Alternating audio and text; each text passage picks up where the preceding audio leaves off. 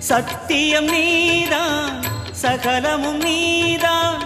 நித்தியம் என்னில் நிலைப்பவன் நீதான் அருணாச்சலா உனை நாடினேன் அருணாச்சலா உனை நாடினேன் சிவலீலை செய்யாமல் சிறு ஏனையாட்கொள்ள சிறிதேனும் தயவோடு அருள்வாயப்பா சிறிதேனும் தயவோடு அருள்வாயப்பா